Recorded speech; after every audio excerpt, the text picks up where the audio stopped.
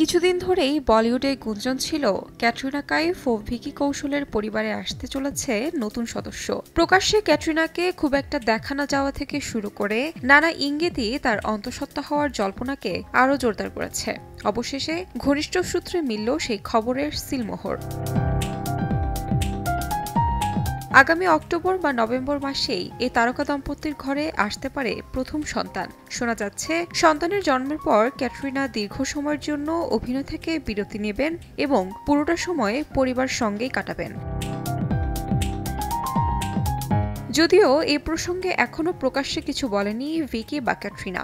সম্প্রতি bad news সিনেমার প্রচারে ভিকিকে প্রশ্ন করা হলে তিনি বলেন, সুখবর এলে আমরা নিশ্চয়ই সবাইকে জানাবো, আপাতত ব্যাড নিউজ উপভোগ করুন। বিয়ের পর থেকে তাদের ব্যক্তিগত জীবন নিয়ে ভক্তদের আগ্রহ ছিল তুঙ্গে, আর এখন সবাই অপেক্ষা করছেন কবে সরাসরি তাদের মুখ থেকে শোনা যাবে সেই প্রতীক্ষিত সুখবর। তাহমিনা তন্নি, সময় সংবাদ।